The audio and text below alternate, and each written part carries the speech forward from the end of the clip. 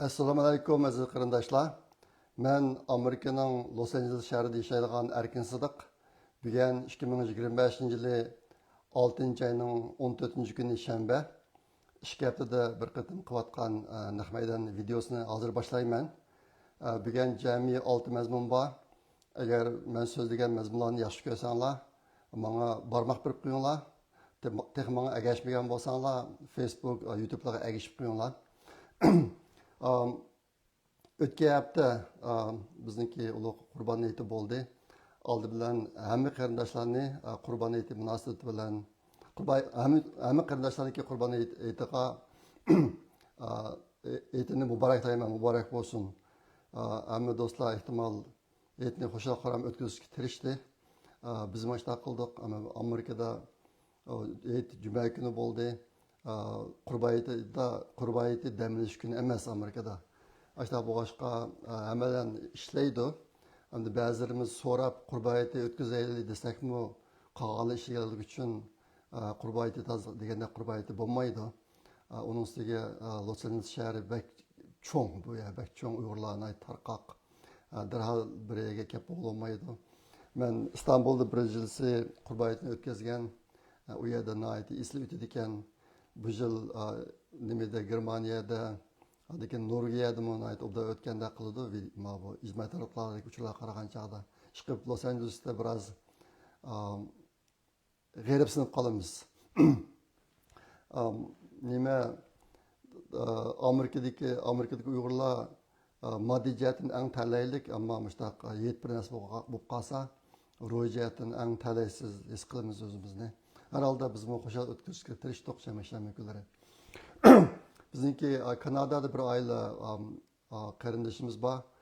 Bu qarindoshimiz har yilsi mana shu qurbonlik atab yiqqan pulini Uyg'ur Project fondiga iona qiladi. Bu yil yana shunday qildi. Men bu munosabatdan foydalanib ularga chin ko'nglimdan rahmat aytaman. Izchil mushtaq qilib kelyotdi. Ondan keyin yaqinqi birinchi so'zlayotgan mazmun Uyg'ur Project fondi va chet eldagi Uyg'urlarning ahvollari. Yaqinda bir Sharq Turkiston futbol birligi degan bir tashkilot qurildi, sport tashkiloti. Qurilib bular turlarda iyona boshlashga boshladi. Men bu sport atretininki qurilganligidan intayin xush bo'ldim. Muborak bo'lsin. Tünögün ularniki pul yig'irish to'rbetga qarab baksam 12.000 eurodan ko'proq pul yig'ilibdi. Nayt bir yaxshi ish Uyg'urlar uchun. Agar vatan ozod bo'lgan bo'lsa, vatan qulimiz bo'lgan bo'lsa, bu ishni vatanda qildik. Mening o'zimning hayotidagi bir orzuyim shu edi. Agar vatan o'zimizning qo'liga o'tib erkinlik ilishalsak, men vatanga berib, mana bir futbol komandasi qursam deb orzuyim bor, hozirmi bor. Ma'vu yosh ufqlar chet elda buni qilibdi, buni cho'ng ish. Sizlarga muborak bo'lsin, ajringlarga ko'p rahmat. O'rta Osiyada bir xonim bor. Bu xonim shu bu qatim Qurbon hayiti munosabati bilan Uyg'ur Project fondiga pul iona qildi. Ondan keyin shu Sharq Turkiston futbol birligiga pul iona qildi. Bu xonimga ko'p rahmat.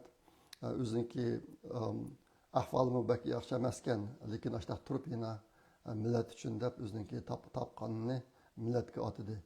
Sizga ko'p rahmat.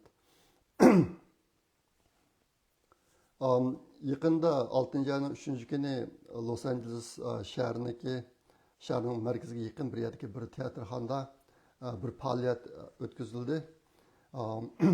Bu faoliyatning ismi inglizcha All Static and Noise. Bu yerda all degan hamma degan gap, static degani static shavqin degan gap, noise degan varang-churung degandek. Hamma static shavqin va varang-churung degan bir filmni ko'rsatish faoliyati bo'ldi. Buni ishlagan Janis xonim men bilan buril aloqalashgan. Abdulla Ayib bilan obdan tanishdik ekan. Bu filmda asosligi lager şahitlerini o'zining beshini o'tgan ahvollarini so'zlagan bir hujjatli film endi. hücretlik film 1 saat 40 minut tekken uzunluğu. Şu hücretlik filmini köstüş bir faaliyeti oldu tiyatrxanda. Aslında sırtqa bilet setilip qildikan bu xanım Los Angeles'ki Uygurlar üçün ben 10 bilet nime etpesem dedi. Ben şu boyunca uqtırış qildim. Şu faaliyetke bağdık. Ben işleyen günümde işten düşüp o faaliyet bulduğaya 2 saat aram verip olduk. Faaliyetke 35 tak çetellikler geldi. Xali köp qismi Yahudilarda göründü bana. Aştaq geldi Uygurlardan bizdeki ailemizden başka Uygurlar yok. Ben xali Los Angeles'taki Uygurlar cemaatindeki tor hizmet taraflarında qayta e'lon qilgan bu ishni. Kelib qatnashmasanlar deb hatta 10 kishiga biletni bekaga birdiganligimizni aytib boshlab qolgandim.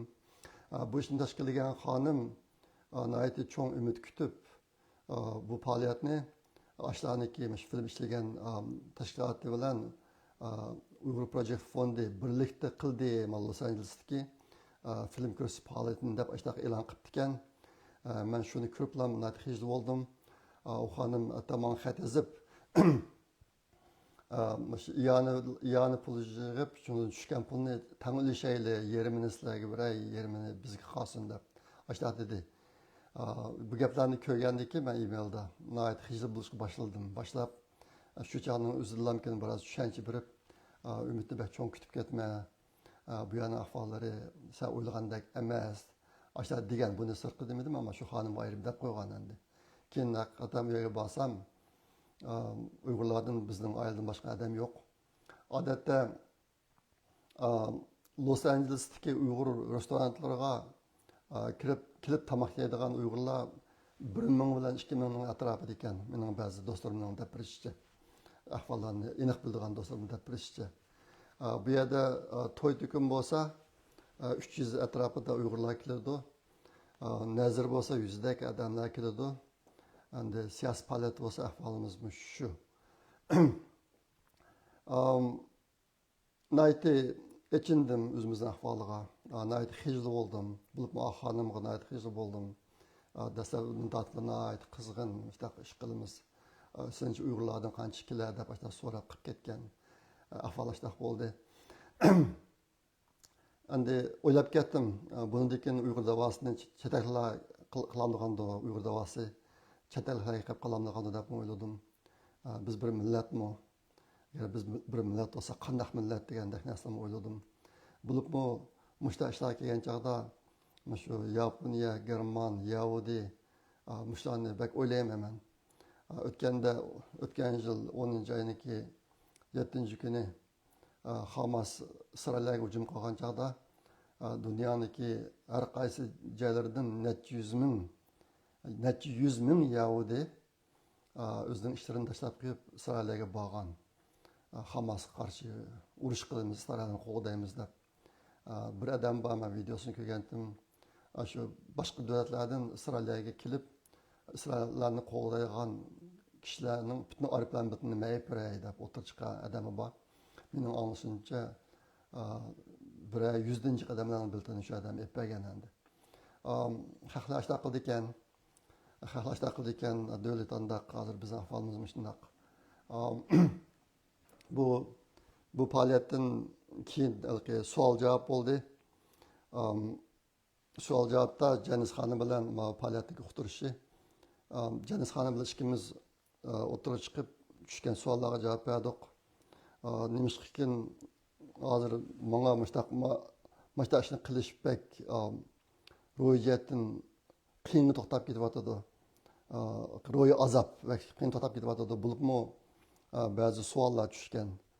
Hozir sizlarning vataninglardagi Uyg'urlarning hozir ahvoli qanday degan savolga. Biz bildigan ahvolni desak, xuddi qarab turib yolg'on gapirayotgandek tuyuldi ekan. Shunga intayin ig'ir keldi menga. Nima deyishim? Men dedim ahvollarni. Bizning hozir bildigan ahvollarimiz maya demayga hechlik deb. Lekin qandaqdir bu o'zimizning ahvolini haqqa deyishmi? Bag'asiralik bir xuddi biz yolg'on gapirayotgandek intayin tez to'xtab ketdi menga herhalde. Mushtaq bir faoliyat bo'ldi.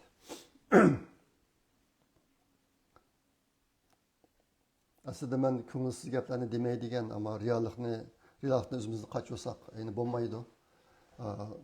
Ba'zi gaplarni deb qo'yish to'g'ri keldi ekan, shuni deb qo'yapman. Andan keyin degan sizlarga deb qo'yadigan yana bir ish, Uyg'ur Project Fondi pul chiqarib canlor.com deb qiz yigitlarniki o'zaro tunishish qurolini yasab qolgan. Uni hozir Uyg'ur kompyuter ilmiy jamiyati boshqaryotidi. To'rbetda intayin esil, texnik jihatdan, bexatarlik jihatdan aytib yaxshi, ammo foydalanganlar jiq emas. Shunga bilgan shuni yana bir qatim taklif qildim. Hozir chet elda Uyg'ur qizlarining boshqa millat erlari bilan to'y qilish ahvoli intayin og'ir. Bahonasi eg'irlashib ketib bordi.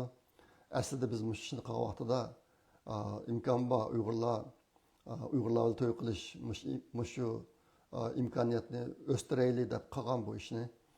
Shunga bu torbetidan udan foydalansanlar. Nayt ravan hozir torbetni o'zi nayt ravan. Shunga sizlarga esimlarga sep qo'ydim. Endi sizlarga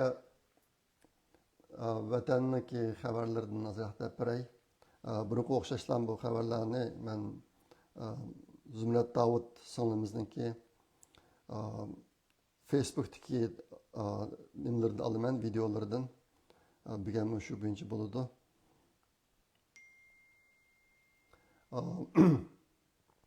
Hozir bir videoda aytilishicha, hozir vatanda zahar bilan o'lib ketib qolgan Uyg'ur yoshlarining ahvoli intayin fojialik og'ir bo'lib ketib bordi degan video chiqdi bu hafta. Zumrat Davud singlimizni debdi hozir tug'ilganlarning sonidan o'lib ketayotganlarning soni jiq ko'p deb. Buningga zahar chekim bilan o'lib ketib qolganlarning soni og'ir ekan. Ondan keyin shuni bunaqa o'xshashlarmikin bir qarindishimiz oplaman bu telefonimga Facebook bo'yicha kirmabdi ekanman, shu videoni qo'yib olmaydi ekan degan. Kechiringlar, men nasıl videoni qo'yibman deb qilib qo'ygandim. Kirishni unutib qoldim, men hozir izlab yursam vaqt ketib qoladi. Ondan keyin shu lagerdan qo'yib bir qarindishimizningki videosi. Ondan keyin chet elda siyosiy panohtilab vatanga berayotgan qarindoshlarning ahvoli. Bulutma bir xonim vatanga berdi ekan, beshida yog'liq chigib berdi ekan, ayrılımdan tushgan vaqtida tuqqanlari ishishlar yog'lig'ini elib, oqsiga chigib ketdi, bo'ynlarini echib degandek. Vatanda yog'liqni anda chakilib qo'ymaygan bo'lgan uchun oshniki ko'rinish chiqdi. Ondan keyin Qashqarga yangidan silingan yerliklarniki ko'rinishi intayin quyuq sandiqqa o'xshaydi, birisini qashida birisida ashta qilib simut bilan yerlik sog'iltirib sepdi. Qashqarda bir yerlik var ekan shundoq. Shuning ko'rinishi chiqdi. Ondan keyin bujliqi qurboniyati aytgani oldi intayin jimjiq o'tibdi. Onun bir ko'rinishi bor ekan, aslida men shuni ko'staman deb tayyorlab qo'ygandim. Facebook kirmay qolibdi.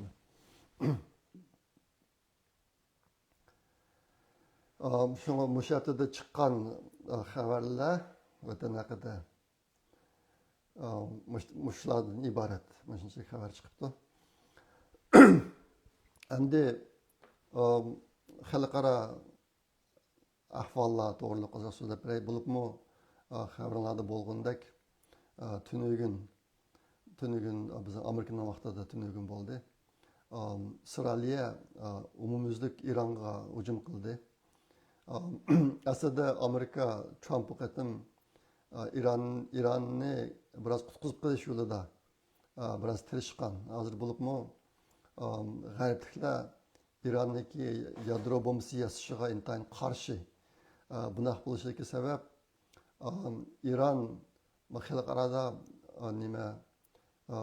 terörist tashkilotlari deb qaralgan bir qism tashkilotlarniki oq turiga endi, masalan Hamas, Husayn, Hezbollah, Hamas Falastinda, Husayn Yemen'de, Hezbollah Libanon'da deymi. Shundoq. Ondan keyin hozir dunyoda to'rt cho'ng razil davlat bor deb qaraladi. Uniki birisi Iran, Xitoy, Rossiya, aniki Shimoliy Koreya. İranmı shuniki birisi. İran Xitoy bilanmi 25 yillik hamkorlik kelishimi tuzdi. Ondan keyin hozir Rossiyaga uçquchisiz aeroplanlardan chiqarib yerdan bir boshqa qilyotidi. Mushundaq dunyoning g'azabini keltiradigan ishlarniki oqsida İran bor endi. Ashta bu boshqa İranni yadro bombasiga erishsa dunyoga texnik cho'ng baloafat keladi. Bo'libmi İranniki hozirgi hukumatniki shuari İsrailni Yahudilarni yer sharidan yo'q qilish shuari bor bularning. Bu boshqa ularning atom bombasi yasashi bo'lib İsrailga antayin cho'ng tahdid deb qaraydi kishilar. Bu boshqa bu İran bu nima İsrail bu urushga tayyorlig'i uzun bo'lib ketgan. Davomli Amerikani mushqa go'llab akilib Amerikaning qo'li bilan İranni yo'qotib o'tish bu jihatdan jiqtirish holatini ko'rsatgan burun. Ammo u amalga oshmagan. Bu qatim Trump İran bilan bevosita suhbat o'tkazib bu ishni hal qilish tirishib boqdi. Ularga deb sen yadro bombasidan voz kechgin. Yaskasdan sana qo'yilgan iqtisodiy embargolarni evitimiz, iqtisodiy taraqqiyotga yordam beramiz, İranni gullantirib turamiz. Agar yadro elektrostansiya yasamoqchi bo'lsang, uningmi biz texnologiya jihatdan yordam qilamiz. Yordam qilib biz yasashib turamiz. Lekin yadro bomba programmasidan voz kechgan deb buniga 60 kun vaqt bergan. İranniki qaror qilishiga 60 kun vaqt bergan. Lekin İran bu nimaniki Trump hukumatining taklifini ijro qilmaydi, qabul qilmaydi. Tunugün Trump bergan vaqt muddatining 61 kuni, ya'ni 60 kun tushib bo'lgan. İran o takliflar bo'yicha ish qilmadi endi. Bu boshqa 61 kuni İsrailga 200 dak harbiy aeroplanni ishga silib tashlab edi. İrandagi yadro qurol yasash qurilmalari, binolari va harbiy baza, bo'lib havo armiyasiniki bazalarini bombardimon qilishga boshladi. Bu urushniki ismini İngilizce Operation Rising Lion debdi. O'rnidan turayotgan sher degan yo'lbos sherdagi sher. O'rnidan turayotgan sher harakati deganda haq atabdi buni. Ashadab atab shuni qilib nima bu qitimki bu urushmi xuddi bir fantaziya kinosidek bo'ldi. Nimishqa desanglar, oldi bilan İsrailga 200 dak aeroplanni ishga solib bombardimon qilishni boshlagandan keyin İran ularga qaytarma zarbaga o'tish uchun uzun musofirlik boshqariladigan bomba, misillarni otadigan yerlarga kirib darhol buni ishga tushiramiz deb bo'g'chilik.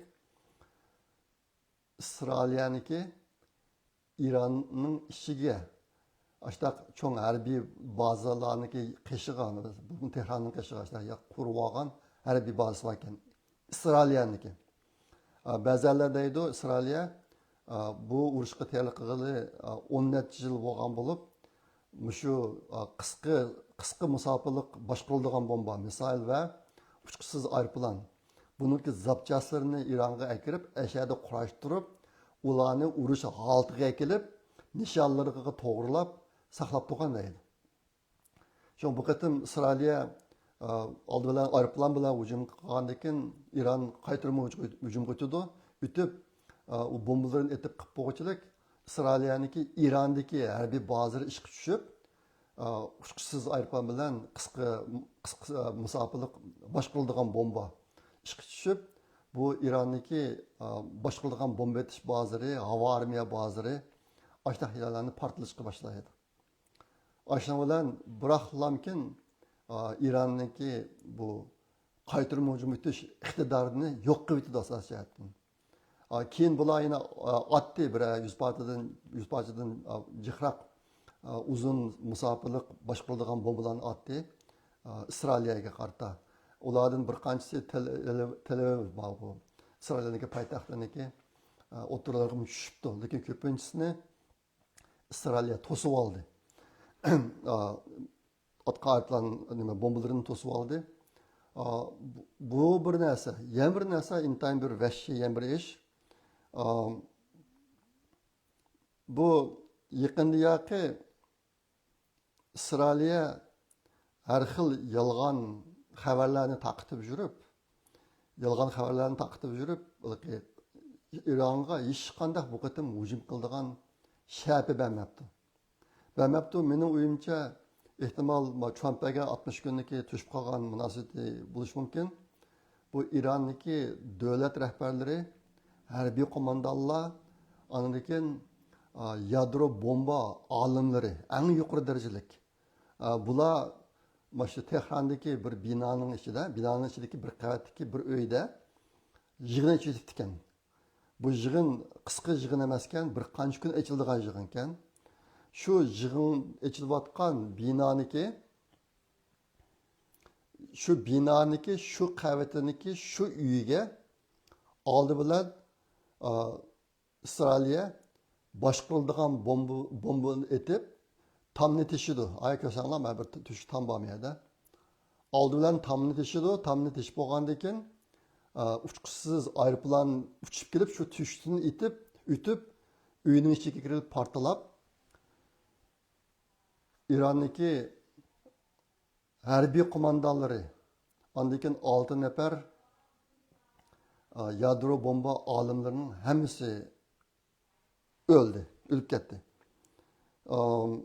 Sizlarga rasmlarni nazarga ko'rsatib qo'yay. Bunu müşkatim hücumda ülke etken adamları İran'daki.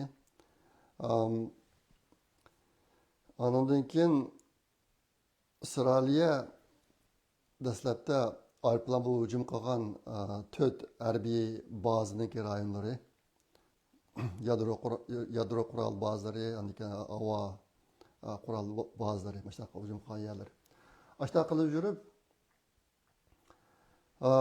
İran'daki harbiy qo'mondonlarni asosan vayron qilyapti.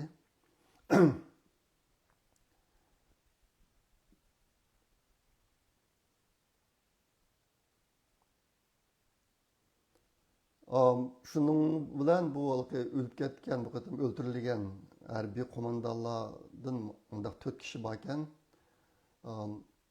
Oliy darajalik general Muhammad Bagheri deydi. İran qurolli harbiy qo'shininiki boshlig'i. Ondan keyin faqatlam İronniki eng oliy lideri Ayatollah Ali Xameyni'nin keyin turgan ikkinchi cho'ng boshliq ekan bu İronniki. Bu odam o'ldirilibdi. Ondan keyin Hüseyin Salami, general Hüseyin Salami, bu İran İslamik İnqilobiy qo'g'duvchilar qo'shininiki boshlig'i ekan. Ondan keyin general G'ulomali Rashid deydi. İran qurolli harbiy qo'shininiki muavin boshlig'i. Ondan keyin general Amir Ali Hojizade deydi. Bu nimaniki İslamik armiyasiniki havo armiya qo'shininiki boshlig'i ekan. Shu 4 cho'ng boshliqlarniki hammasi o'lib ketdi.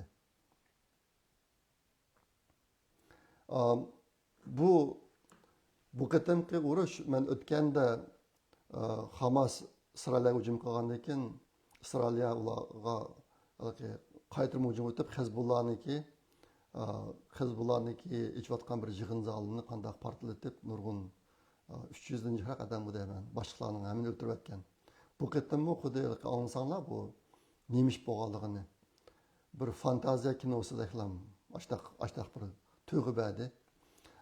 Dunyo intayin hayron qoldi. Dunyo hayron qilib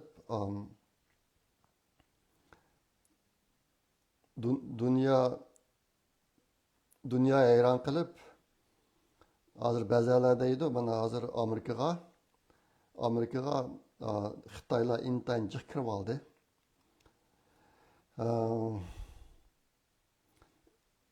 Shundoq jiq kirib oldi, agar keyin Amerika bilan Xitoyni tutishib qolsa, Amerikadagi Xitoylarmi xuddi bu qatim Isroiliya Iron ichida qolgandek ishlarni qilishi mumkin. Bo'libmi tok, suv mushtaq cho'ng qurilmalarga hujum qilish mumkin dedi. Mana Ironda bo'layotgan urushniki ozroq ko'rinishi.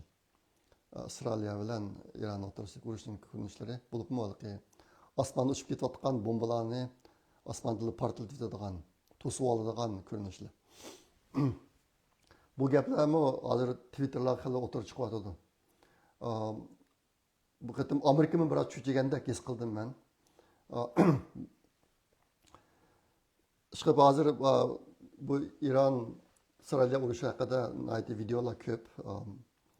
Ko'rib baxsanglar bo'ladi. Bugun so'zlayotgan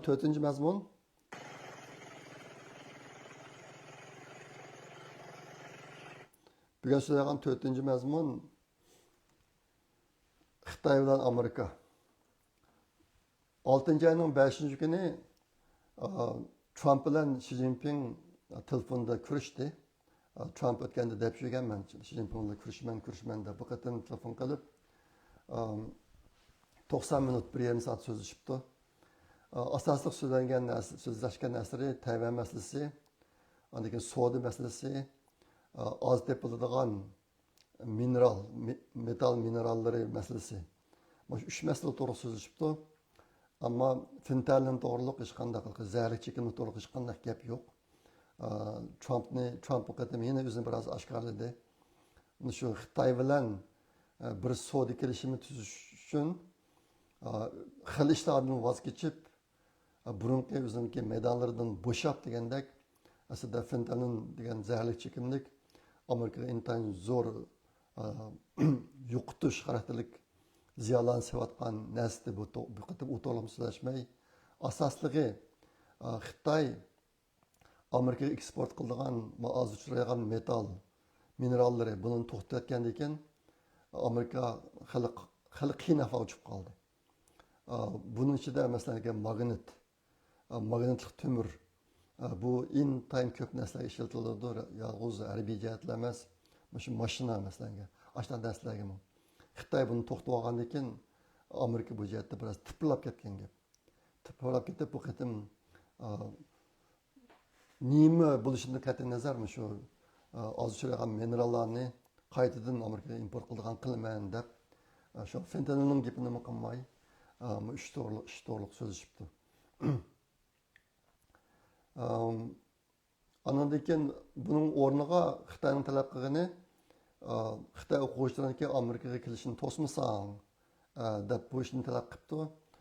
Trump bu jihatdagi burunqi cheklamani biroz bo'shatganligini debdi.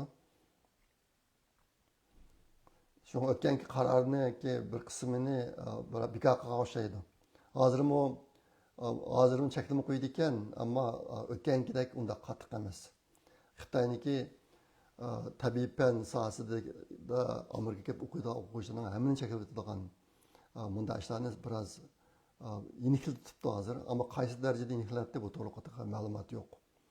Ondan keyin Xi Jinping bilan Trump bir-birini o'ziniki davlatiga mehmondorchilikqa chaqirdi, ziyorat qilishga. Har ikkisi ma'qul bo'ldi. Trump Xitoyga borganga, Xi Jinping Amerikaga kelganligiga, mushtashlarga ma'qul bo'ldi.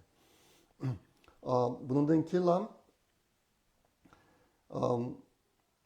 Amerika bilan Xitoy Londonda savdo suhbati o'tkazdi. Trump bilan ko'rishganligidan keyin. Bu qatimki bu suhbatning asosligi deyishgan masala 3. Birisi oz uchraydigan metal minerallari, ondan keyin Amerikaniki texnologiya jihatdan Xitoyga yo'l qo'yishi, bu jihatdagi ishlar, ondan keyin o'quvchilarniki Xitoy o'quvchilariga vizasi. Mush ishlarni deyishib, obiyatin degan Xi Jinping bilan Trumpniki telefon ko'rishishniki davomi shaklida mush narsalar bekitilibdi. Bununla Trump qo'shilib biz umumyuzlik qalbiga erishdik. yo'llarimiz butunlay echib ketdi deb ashar dedi, lekin men xil tekshirib baktım. U darajada undaq yaxshi bo'lib ketgan ishlarni toza ko'rmadim. Endi yana bir narsa chegara beji. Chegara bejida Xitoyniki Amerikaga qo'ygan chegara beji 10%ga tushibdi. Amerikaniki Xitoy qo'ygan chegara bejida ikki xil son bor. Birisi 55% deydi, yanisi 30% deydi. Xitoy analizchilar 55% degan. Lekin degan sun'iy aqlga tekshirib baksam 30% deydi. Amerikaniki Xitoyga qo'ygan chegara beji. Shunga bu zodi qanchalik daraja tushdi, ikkisini qasirasi aniq emas. Ish qilib mushtaq bir qator ishlar bo'lib, Xitoyniki Amerikani o'ynatishi davomlashyotdi yana. Shu oz tepildigan metal minerallari masalasida Amerika Xitoyga tutilib qoldi biroz. Tutilib qilib Xitoyni aslidagi tutgan qattiq pozitsiyasini biroz yumshatishga majbur bo'ldi. Hozir bu ishlar mashtab ketyotdi. Shunga bu ishlar cho'ng jihatda aytgan chog'da Amerika Trump chiqarishlik, nima Xitoy Trump huquqidan chiqib ketishlik Amerikani o'ynatib, mana epminish, mush taktikasi bo'yicha ketyotdi deb tushunaman men. Hozir bu ahvollar shunday.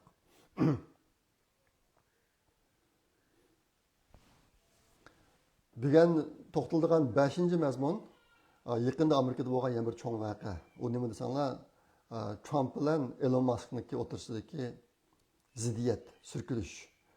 Ajoyib ishlar bo'lib ketdi. Bir qism odamlar deydi, Elon Musk bu qatim o'ziga kelgan, shu Trumpniki iqtisodiy siyosati tufaylidan o'ziga kelgan iqtisodiy zarba, shuni chidamay ishlar qildi deydi. Ammo menimcha unday emas. Elon Musk pulning kuyida unchalar emas. Men sizlarga burun tortib kelyapman. Elon Muskniki insonparvarlik nuqtasidan turib ish qilayotganligi pul nuqtasidan turib ish qilayotganligidan jiq ustun turdi hozir. Men mazashlar deb qarayman.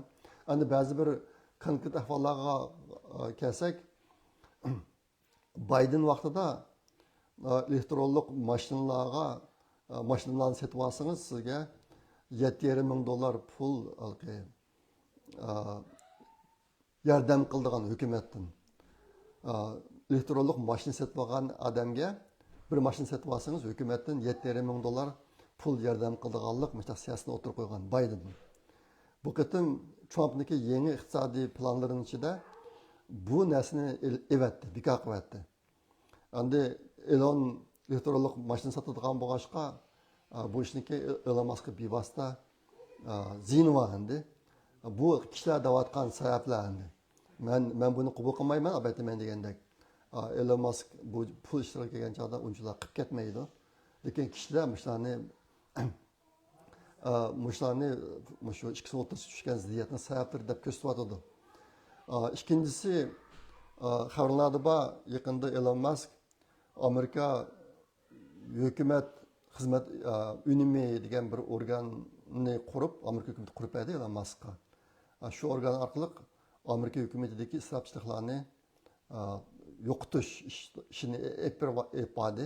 Epirib hozir undan chiqib bo'ldi, lekin mush orliqda bu jami 180 milliard dollardan jihat pul qolgan hozir. Endi bu qatim Trumpniki yangidan o'tirga chiqargan iqtisodiy plani Amerikaniki qarziniki yuqori chekilmasini texnik yuqori ko'tarib o'tadi. Hozir Amerikaniki davlat qarz miqdori 36 trilyon bilan 37 trilyon dollarning oralig'ida. Trumpniki mana yangi plan bo'yicha bo'lgan chog'da bu pul, bu chek 40 milliard dollarga bordi ekan. Shunga bu kim u Trump bu planni cho'ng, go'zal plan deb atadi. Elon Musk buni cho'ng, set plan deb atadi. Ashta qilib Trumpniki bu iqtisodiy planiga intayin qattiq norozi bo'lib, surkilish shundan boshlanib, keyin boshqa ishlar bo'lib ketdi.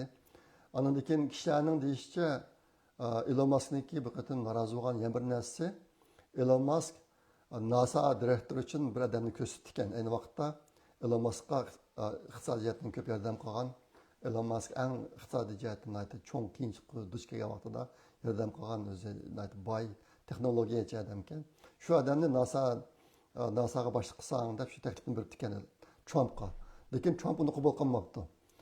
Qabul qilmagan bo'lg'achqa Elon Musk bundan norozi. Hamda kishilarning deyishicha, agar Trump o'sha Elon Muskning taklifi bo'yicha odamni qo'ysa NASAga, bu ikkisi birlashib shu koinot texnologiyasi jihatda bir qism yangi ishlarni qilmoqchi deydi. Unga Trump unamabdi. Mushun bir sabab bo'ldi deb deydi. Aslında keyin Elon Musk bilan Trump o'tirsida gapda o'zaro chiqishish, bir-birini tushirish ishlari bo'lib ketdi. Uniki birisi Elon Musk deydi, agar men bo'lmasam Trump bu qatim utib chiqolmaydi. Dedi, unga Trump Elon Musk bo'lmasa men utib yuribman. Meni utishimdagi Elon Musk bilan hech farqi yo'q deb dedi. Ondan keyin bu Elon Musk Trump o'tirib qo'ygan iqtisodiy planga to'xtamay norozilik bildiravergandan keyin Trumpni biroz tirikib, agar pulni sotqilman desam, Amerika hukumatiniki Elon Muskga berayotgan iqtisodiy yordamini to'xtatsak, jiq pulni sotqili bo'ldi deb.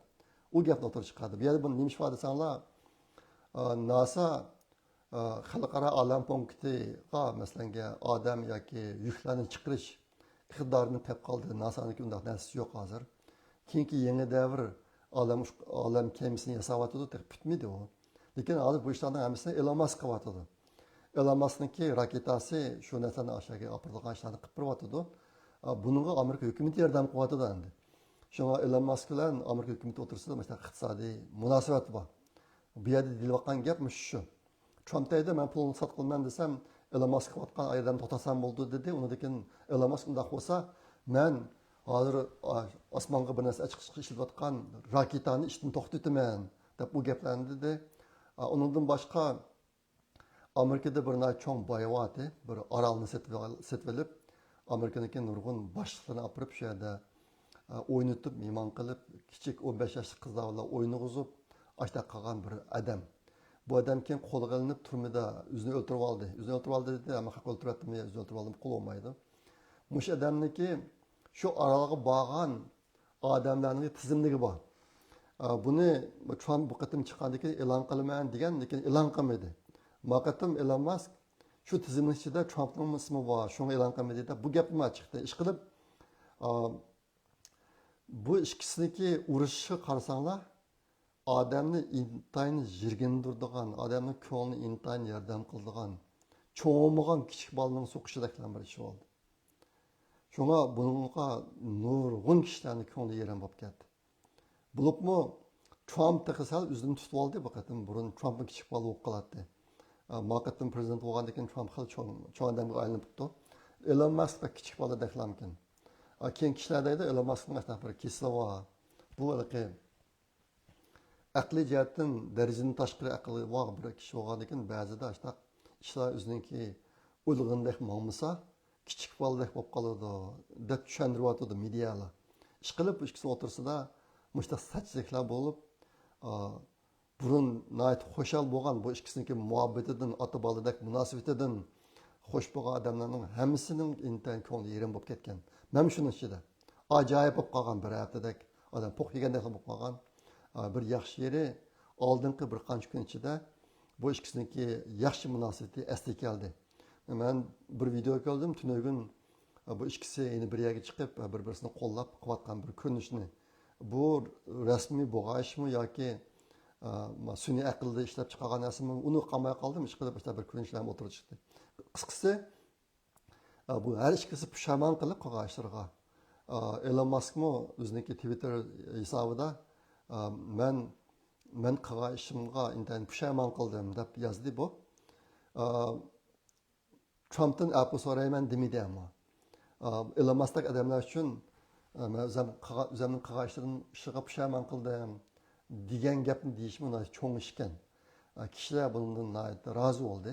Ashta qilib bir cho'ng jidal har holda oxirlashdi. Trump mush jarayonda izchil turdi, men Elon Musk'ning ishlariga yaxshi bo'lishini umid qilaman deb yana bir dadaning o'rnida har holda hali yomon emas pozitsiyada bo'ldi mening farzimcha.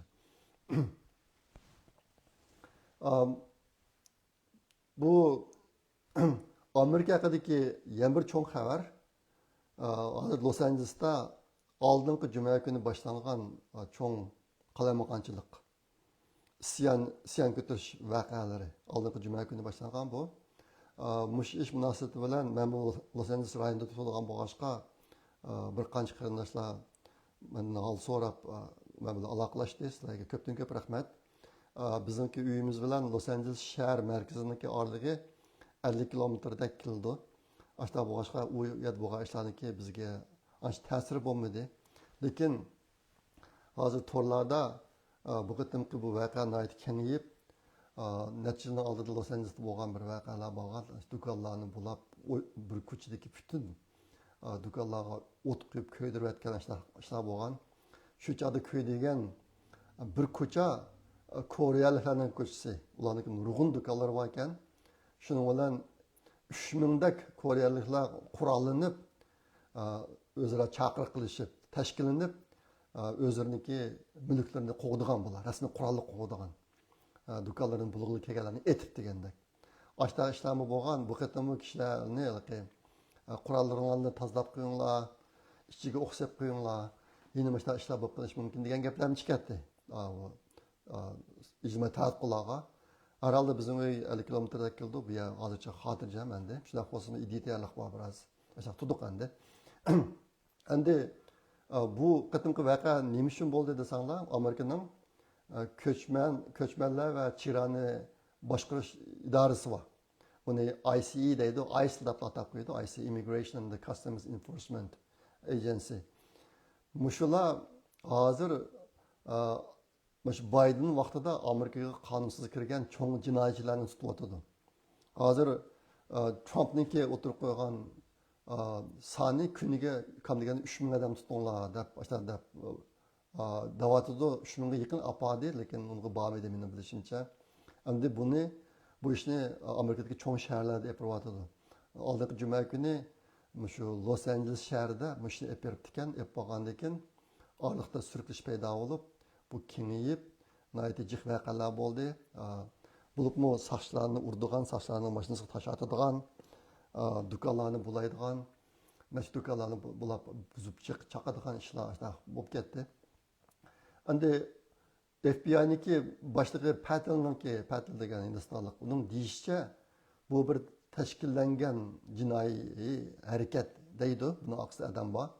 Bo'libmi qarasanglar ba'zi yerlarda shu buzib chiqish ishlarini qilayotgan odamlarga nihoyat qimmatbaholik maskalarni taqtiyotgan, mashinada akilib maskalarni taqtiyotgan ko'rinishlar bor videolarda. U maskaniki har birisi $60 qimmat deydi. U gaz, zaharli gazlarni to'sib olgan maskalar ekan. Anadan keyin shu so'qash bo'layotgan yerlarga ketisi mashinada tosh, sementlarni to'kib qo'yotgan ahvollar bor. Atsi shu buzib ketib urib qildiganlarga qulaylik bo'lsin deb akib qo'yotgan ishlar. Anadan keyin ijtimoiy tarmoqlarga chiqqan uqtirishlar bor ekan. Bir kun shu namoyishga chiqib buzib chaqsang sana $125 beramiz, haftasiga $1000 beramiz deb buni to'rlarda e'lon qilgan ahvollar bor ekan. Buni men Amerikaning qonun sohasidagi eng chong boshliqning og'zidan angladim. Mushta qilib bu ish tugamay oxirida bu Trump Amerikaniki harbiylarini akirdi Los Anjelesga. Sababi nima desa, oldingi qatim shunday cho'ng voqealar bo'lganda bo'libmi, nimaniki Amerikaniki Washington shtatidagi Seattle shahrida necha kun o't kuyish voqealari bo'lib ketgan. Nurg'un binolar ko'p, Amerikaga cho'ng ziyon bo'lib ketgan. Mushlar Los Anjelesda qayta takrorlanib qolmasin deb Trump askar akirdi Los Anjelesga. Askar akirgandan keyin Kaliforniyaniki shtat boshlig'i Newsom degan bir Yahudi boshliq bunga Los Anjelesdagi shahar boshlig'i bir qartalik ayol o'tganda Los Anjelesga o't ketgan vaqtda bu ikki qarab turgan qo'ldan ishkanmay. Ashtaqa haqlar. Bu qitim umumiylik bir ahvol nima desanglar, bu demokratchilar sarang bo'lgandeklar ish bo'lyotdi. Hozir demokratchilar ichida chegaradan qonunsiz kirib Amerikaga mushtaq ishlarni qilayotgan odamlarni ayblaydigan odam yo'q. Hammasi umumiylik Trumpni ayblaydiganga o'tib oldi hozir. Bunun ichida bizningki Marayindagi boshlanchilarniki birisi shu shtat boshlig'i Newsom, anikin Los Angeles shahriniki qartalik boshliq ayol mushkisi ashtaq bo'lib, hozir mushtaq ishlar bo'lyotidi. Undan keyin Trumpning ustidan az qildi Newsom degan shtatning boshlig'i. Bir sotqa, kichikroq bir sotqa az qilgan, cho'naq bir sot uni to'xtatib qo'ydi. Hozir Trumpniki qilayotgan hamma ishining ustida arz bor. Bu burun ko'rilib boqmagan darajada Trump nima qilman desa, demokratlar uning ustidan az qilyotidi. Bir sotga az qiladi, yana bir sot buni so'rab bu taraf qilyotidi. Shunaqa qilib ko'pincha vaqtlarda Trump tutyotidi. Ish qilib Trump qilayotgan to'sqinlik intayin ko'p. Bu ishlar mushtaqa kengayib ketyotidi. Men sizlarga bir rasmni ko'rsatib qo'ymaydi.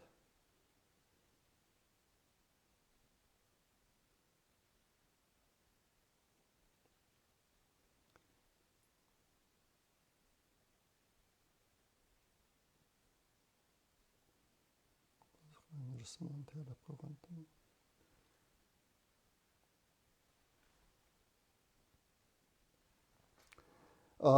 Hozir endi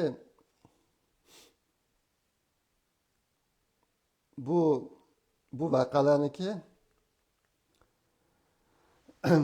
voqealarning oqisida Xitoylar bor degan gap chiqdi o'tirg'a.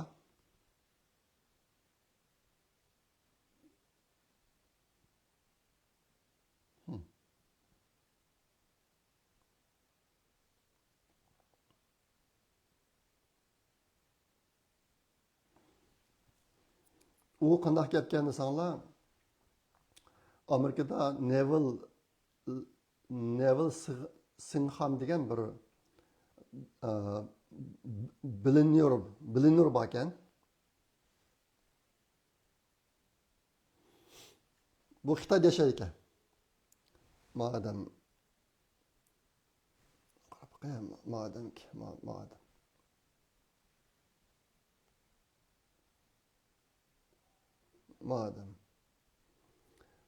bu Xitoyda yashaydi ekan, bilinur ekan.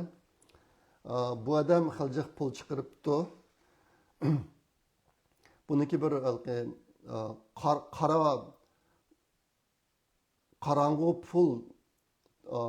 qarang'u pul turi degan bir shirkat bor ekan buniki.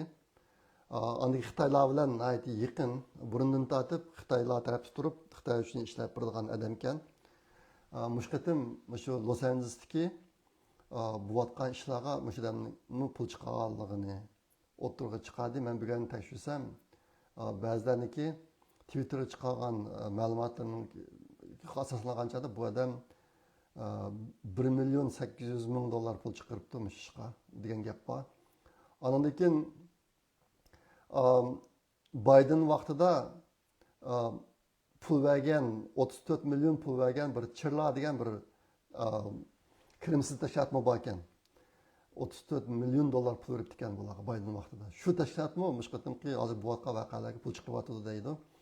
Buni nima uchun mana pul chiqarib chiqaryotdi desanglar, albatta men degandek mask taqadigan, tosh akib qo'yadigan, andan keyin bularniki ko'tarib olgan luzunklari, qo'ldagi taxtalari hammasi o'xshab ketadi. Buni maxsus yasitib akib taqatgan. Andan keyin Meksikoniki bayroqlari bor, Amerikaning bayroqlarini ko'ydiryotdi.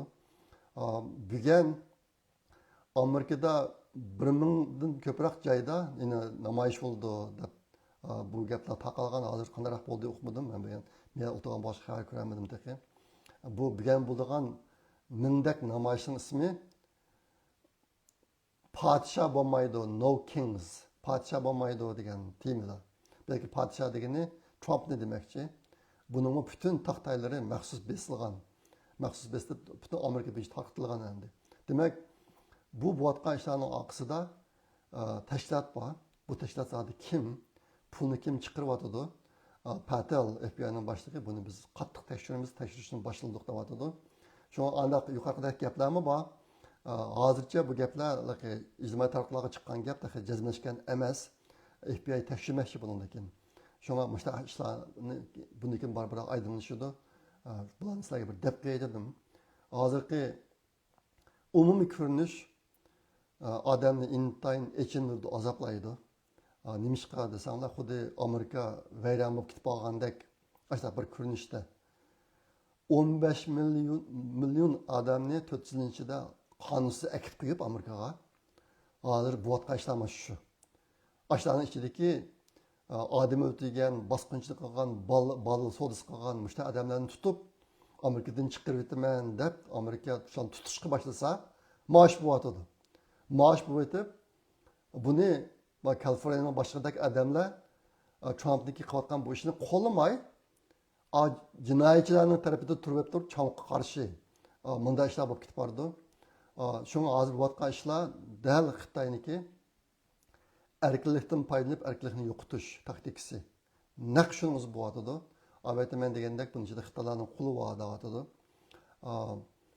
Ba'zi ko'tarib olgan bayroqlar, kommunizm bayrog'ini ko'tarib olganlarni ko'rdim men. Mesela ishlar bor. Hozir Xitoymi jiddiy hareket o'tigulik buni faraz qilmoq tas emas endi. Agar Amerika qilayotgan bo'lsa. Lekin Amerika tugish ketmaydi. Bunda xotirjam bo'lish kerak. Amerikada asan tushmaydigan davlat emas. Bo'libmi bu qatim Trump hargiz bo'sh qo'ymayman deyotdi. Tunugün men Florida shtatiniki shtat boshlig'iniki ba'zi degan gaplarni ko'rdim. U rost shu dedimmi, yo xalta deb oldim, o'qimadim, ish qilib.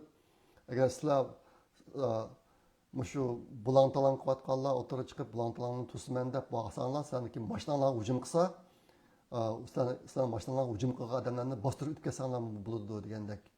Ashta gaplarni deydi. Saqchining boshlig'iniki degan gaplarni ko'rdim men. Agar sen hujum qiladigan bo'lsang, sochlarga tukiradigan bo'lsang, tashlatadigan bo'lsang, oldi bilan doktorxonaga kirsa, undan keyin turmaga kirsa, birimni saq qo'ymayman deb shuna deyotdi. Floridaniki saqchi boshlig'i endi. Hozir bu ahvollar bor. Menimcha bu ish bes qildi. Bugungi ishlar zodi qaysi darajada bo'ladi? Planlangan namoyish mingdan ko'p ekan Amerika, butun Amerika bo'yicha. Jinoyatchilarga qarshi emas, Trumpga qarshi. Mesela ishlar bo'lmoqchi, lekin bular besqib Amerikaga izoh tushishi deb o'ylayman. Shaxsan men bak ish o'zimning ishonchisi komil bu jihatda. Lekin mushta ishlar bo'lmoqchi hozir. Bugun. Endi bugun so'ralgan 6-mazmun Xitoy haqida. Yaqinda Rossiyaniki istixborot organi ba'zi ma'lumotlarni oshkorladi. Uni nima desanlar, masalan o'tganda degan Xi Jinping Xitoyningki sahnalarini yo'qotib ketdi. 10 kun bo'lib qoldi, yo'qolib ketdi. Hech qanday televizor, gazet hech narsa chiqmaydi, hech qanday faoliyat yo'q. Ancha-muncha chet el boshliqlariga tabriknoma xati yozib qo'yish ishini to'g'ri xabar bor, lekin yüzüp yo'qolib ketdi degan. Rossiyada e'lon qilgan ma'lumotga asoslangan chog'da Xi Jinping degan jallatni 5-yaniki 25-26 kunlari buniki yurak kasali tutibdi. Ondan 6-yaniki 1-haftasimi uniki yurak kasali bir qancha qatim tutibdi. Ashta boshqa bu hech qanday sirt chiqishdan qilib yo'qolib ketganini sabab shu ekan. 2 hafta yo'qolib ketgani. Hozir siyosiy analizlarniki deyishicha, hozir Xitoyda Xi Jinpingdan huquqni o'tkazib olish harakati jiddiy davomlashyapti deydi.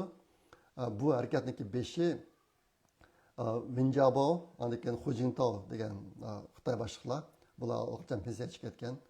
Hozir shular bosh bo'lib, ondan keyin hozir o'tirda amli ishniki eng beshi turayotgani Xitoylarniki Markaziy harbiy komitetniki muavin boshlig'i Zhang Youxia degan Xitoy. Bu amli ishni qilyotdi, lekin oqisda pishqadam Xitoy rahbarlaridan Wen Jiabao, ondan keyin Hu Jintao deganlar bor. Shunga huquq o'tkazib olish ishi jiddiy davomlashyapti deydi. Bu to'g'riliq gaplar bakchiq. Shunga hozirgi bir gaplar endi hozir Xi Jinping huquqidan qoldi deydi. Huquqidan qoldi. Buniki ancha-muncha yaqinda ko'rilishga boshlanishi faqatlamki masalanga Trump bilan telefon so'zlashi bularning hammasi shu Xi Jinpingga qarshi kuchlarniki talabi bo'yicha bu vatqa ish. Dunyoga chandurmaslik uchun bu ishlarni qilyapti. Amaliyotda Xi Jinping huquqidan butunlay qoldi, harbiy huquqidan butunlay qoldi deydi. Yeni ba'zilarning deyishicha, hozir Xi Jinping vasiyatnoma xatini tayyorlab bo'pti. U xatida degani meni nim qilsang qil, ammo oilamdagilarni saq qo'ysang, oilamdagilarcha qilmasang deb ashunda vasiyatnoma xat tayyorlabdi deydi. Yaqinda yana bir xabar chiqdi. Belorussiyaniki prezidenti Alexander Lukashenko degan adam Beijingga kelib 3 kunda turib, uning ichida bir kunisi Xi Jinping'ninki uydagilarga ko'rishdi deb bu xabarni Belorussiyaniki birinchi muavin boshbaqoni birinchi prime ministersi e'lon o'tirib chiqardi bu xabarni. Ashta boshqa bu xabarning ishonchlik darajasi pek yuqori. Endi belki gap nima desanglar, bu kurashish nerede bo'lgan? Bu kurashish tush tomoq vaqtida bo'ldimi, kech tomoq bo'ldimi? Ikki xil gap bor hozir. Uning qasirasi qilolmaydi. Lekin bu qatimki kurashish Xitoylarniki rejim ostiga ilingan boshliqlar turadigan bir yer bor ekan, shu yerga yaqin bir kurashish zalida elib berilibdi.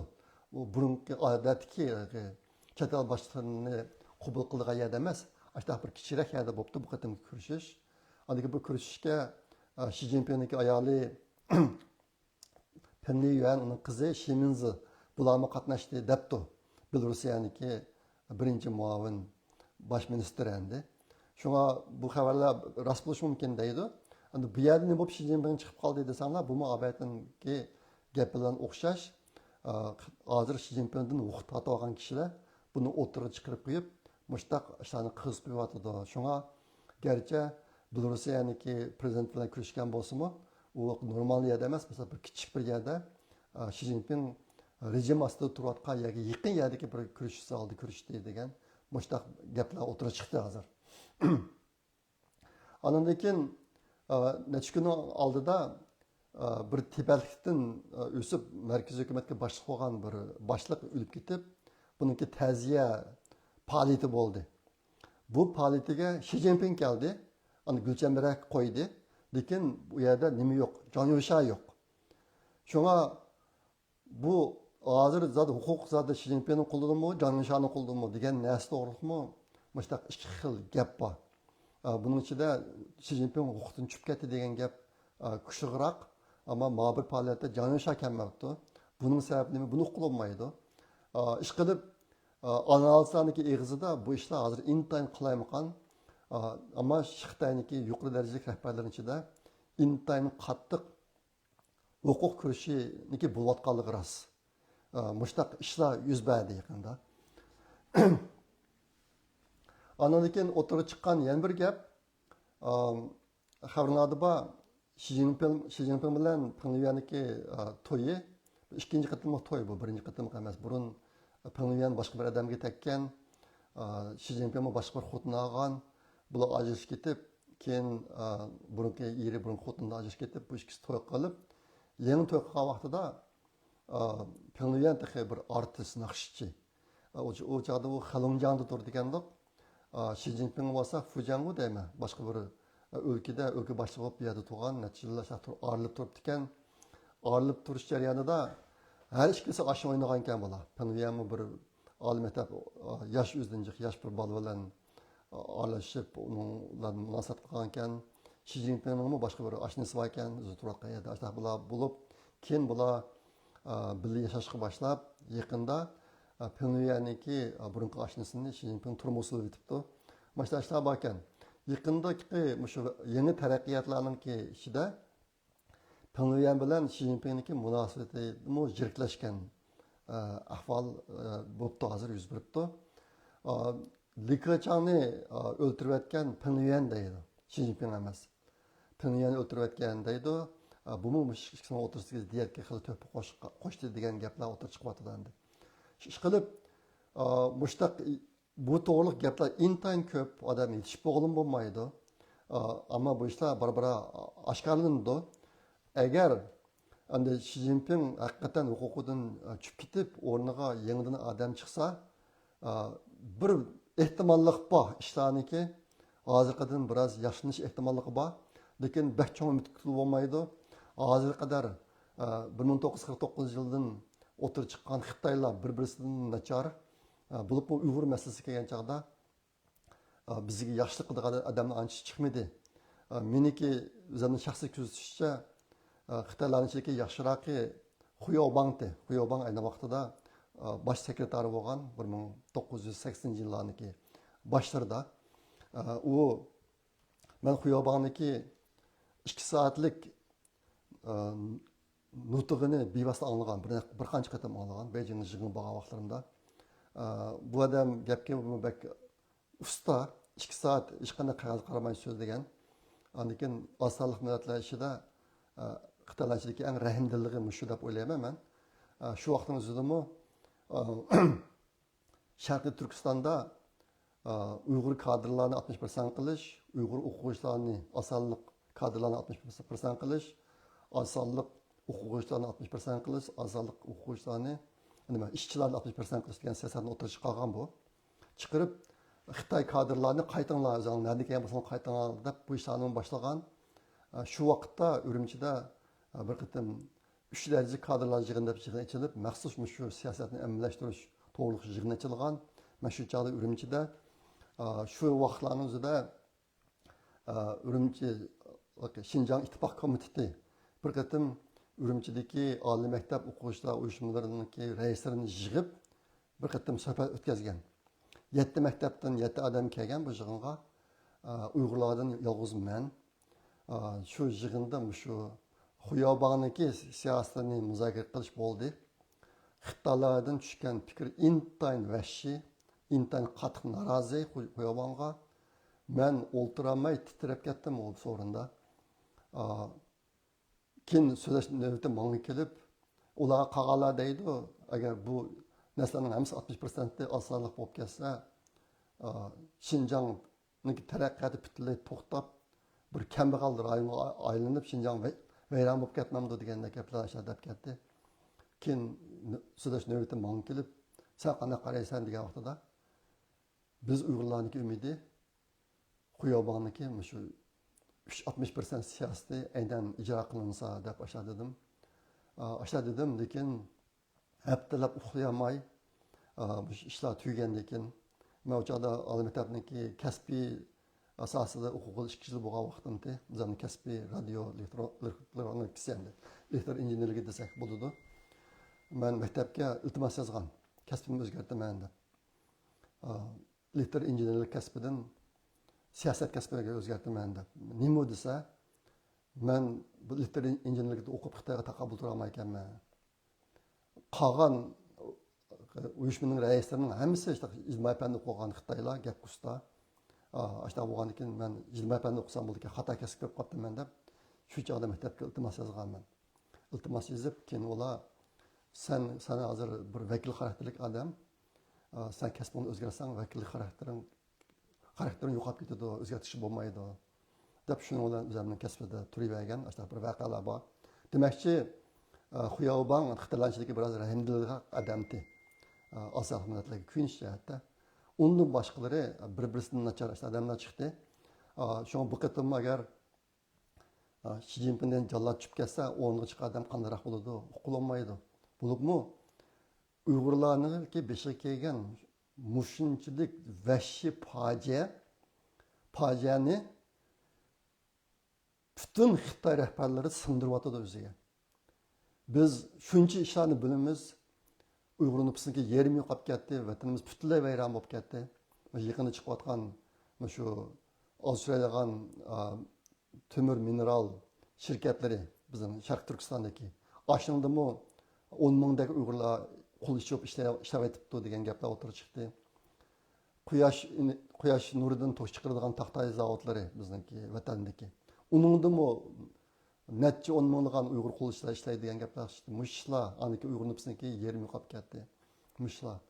Xitoy boshlarga sindi bular. Ashlarning ichidan biroz o'ta chiqib, maqaga ishing bo'lmaydi deganlar chiqib boqmadi. Shunga bundan keyingi ishlar zoti qandayroq mang'idi, bakchong umid kutib ketolmaydi, lekin bir ehtimollik bor deb o'ylayman men. Bu yilning ichida, kelar yilning ichida degandek. Bu yilning oxirichilik Xi Jinping'niki huquq tutish, hozirgi huquq ahvoli zoti qanchalik aniq bo'lib bo'ldi. Hozir aytaman degandek, intayin qilayotgan ahvollar bor bu jihatda, lekin bir qancha oyning ichida bu ishlar biroz aylanishi deb o'ylayman. Har holda Uyg'urlarniki yaxshi kunga erishishida bir ehtimollik bor, bir umid bor mushlardan keyin. Yaqinda Xitoy haqida bo'lgan yana bir cho'ng ish, Amerikada AQQdan 3 Xitoy tutildi. Bular Amerikaga biologiyalik moddalarni akirgan. Ayti zaharlik, uniki birisi fungus deydigan bir xil biologiyalik narsa ekan. Fusarium graminearum deydigan bir narsa. Bu deydi, bu bug'doy, barli, anikin guruch, qatorliq mushundoq ziroatlarni vayron qilib ketadi ekan. Jang Yunchin degan bir Xitoy qiz bola o'ziniki Liu Zunyong degan o'g'il do'sti bilan birlashib mush narsalarni Amerikaga kirib, Michigan University'da deyman. Michigan University'da shu Amerikadagi Michigan University'niki tajribaxonasida tajriba qilmoqchi bo'lgan bular tutildi. Undan keyin Han Cheng-Xuan degan yana bir Xitoy